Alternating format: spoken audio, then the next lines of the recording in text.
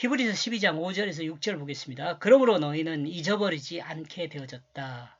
그의 이 충고를 누구든지 너희와 똑같이 자손들에게 철저하게 말하게 되어져야 한다. 나의 아들들아, 나의 아들아. 이제 자손들에게 이렇게 이야기하는 거죠. 너는 주의 가르침을 가볍게 여기지 말라. 너는 너의 죄를 깨닫게 하는 것에 약해지지 말아야 할 것이다. 그러므로 우리는 잊어버리지 말아야 합니다. 그리고 다음 내용을 철저하게 자손들에게 교육하고 가르쳐야 합니다. 가르치는 것은 가볍게 여기면 안 됩니다. 가르치는 것을 가볍게 여기면 안 됩니다. 만약 가르치는 것이 약해지고 가볍게 여겨지게 되면 만약 가르치는 것을 다시 약해지고 가볍게 여겨지게 되면 그 하나님 나라를 반역한 반역죄를 깨닫게 하는 그것이 약해지게 되기 때문에 그렇습니다. 6절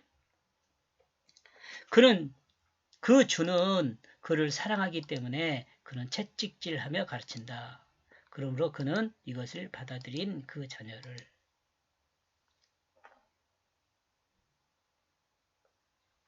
5절은 방금 말씀드렸죠. 우리는 하나님의 말씀을 교육할 수밖에 없는 사람인 그리스도인이 되어야 합니다. 교육할 수밖에 없는 사람인 그 그리스도인이 되어야 합니다.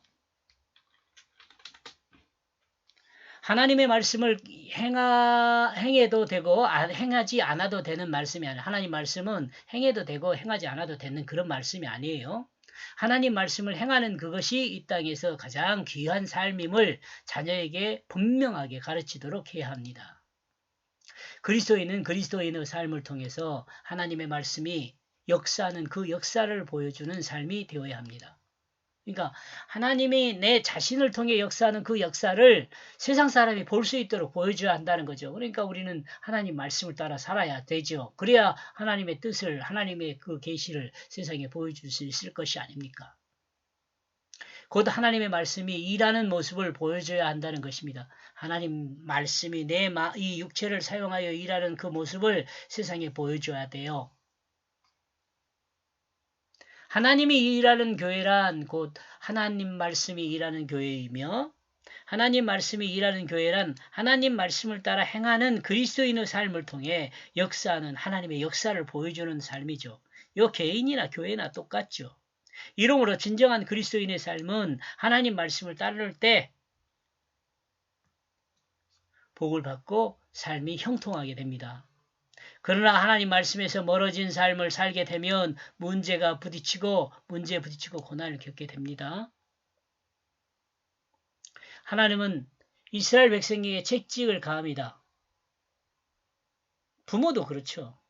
마치 사랑하는 자녀의 영원한 미래를 위해서 부모가 채찍을 가하는 것과 같습니다.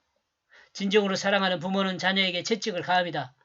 이것 곧 사람의 죄성이 자신을 게으르게 만들며 자신을 이기적으로 만들기 때문에 그렇습니다. 그리고 이 죄성으로 스스로가 조정하지 못하게 됩니다. 스스로가 스스로를 조정하지 못해요.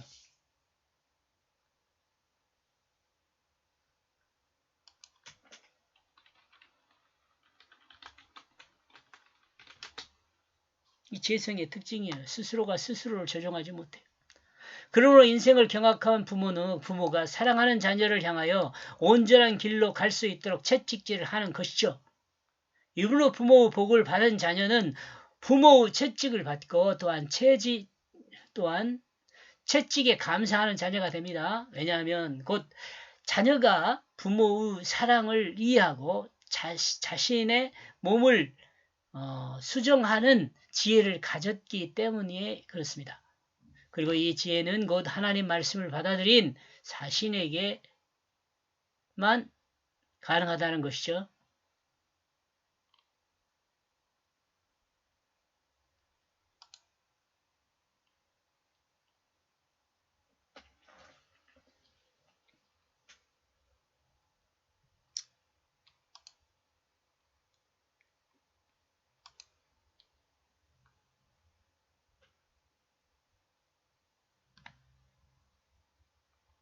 어디까지 했는지를 놓쳤습니다.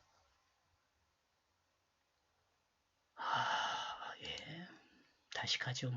그리스도인의 삶을 통해 하나님 말씀이 역사하는 그 역사를 보여주는 삶이 되어야 합니다. 하나님 말씀이 일하는 모습을 세상에 보여줘야 돼요. 하나님이 일하는 일은 교회 얘기했군요. 하나님 말씀이 일하는 교회이며 하나님 말씀이 일하는 교회란 하나님 말씀을 따라 행하는 그리스도인의 삶을 통해 역사하는 하나님의 역사를 보여주는 교회입니다. 이후로 진정한 그리스도인의 삶은 하나님 말씀을 따라 때는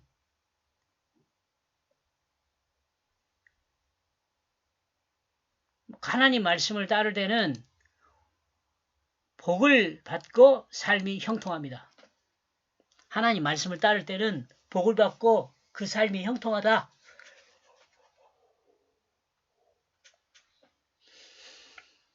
그러나 하나님 말씀에서 멀어진 삶을 살게 되면 문제가 불일치하고 고난을 겪게 됩니다. 하나님은 하나님 백성에게 채찍을 가합니다. 이것도 했는데 마치 사랑하는 자녀의 영원한 미래를 위해 부모가 채찍을 가하는 것과 같습니다. 진정으로 사랑하는 부모는 자녀에게 채찍을 가합니다. 이는 곧 사람의 죄성질이 자신을 게으르게 만들며 자신을 이기적으로 만들기 때문에 그렇습니다. 그리고 이 자기중심이요. 죄성을 스스로가 스스로를 조종하지 못합니다. 그러므로 인생을 경험한 부모가 사랑하는 자녀를 향하여 온전한 길로 갈 수 있도록 채찍을 가하는 것입니다.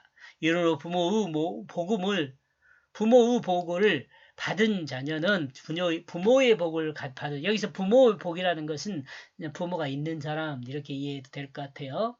부모의 채찍을 받고 또한 채찍에 감사하는 자녀가 됩니다. 왜냐하면 곧 자녀가 부모의 사랑을 이해하고 자신의 문제를 수정하는 지혜를 가졌기 때문에 그렇습니다. 그리고 이 지혜는 곧 하나님 말씀을 받아들이는 자녀에게만 가능합니다. 주님의 말씀을 마음에 새기고 주님 말씀으로 생각하고 주님 말씀으로 계획하며 주님 말씀으로 행하는 자가 되는 이 땅에 사는 진정한 그리스도를 소유한 자가 되기 때문에 그렇습니다. 이는 하나님의 복음과 땅의 복음을 받을 수 있는 것이 자가 됩니다.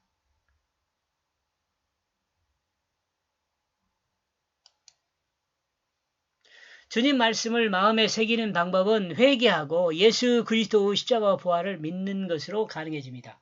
주님 말씀을 마음에 새긴 사람은 주님의 말씀을 따라 죄가 없음인지 구분되게 하고 죄가 무엇인지 구분되게 하고 비록 자신에게 손해가 있다 해도 생각하게 되어져 주님의 말씀이 중심이 되기 때문에 주님의 말씀을 따르는 자들의 손해 감사할 수 있게 합니다. 이는 땅에서 복과 땅에서 복과 하늘에서 복을 받기 때문에 삶에 설득되는 하나님 백성이 되는 거죠. 하나님의 복을 자기 삶에 가득 채우는 하나님의 백성이 되는 것입니다.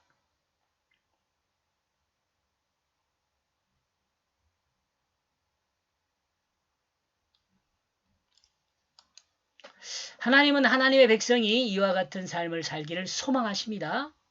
그러므로 하나님은 우리에게 귀한 성경을 주셨습니다.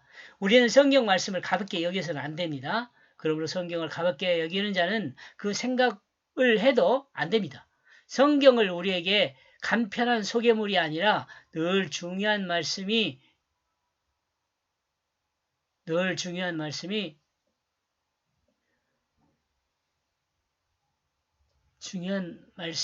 되어야 합니다. 서로 연결하는 중보자는 보물이 되어야 합니다. 보물요.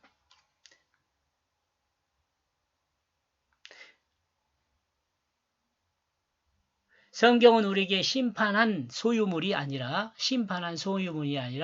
늘 귀중한 보물이 되어야 합니다. 인생 최고의 가치를 하나님 말씀인 성경으로 행하고 하나님 말씀인 성경을 따라 자기 삶의 방향과 길을 찾는 사람이 되어야 하기 때문에 그렇습니다.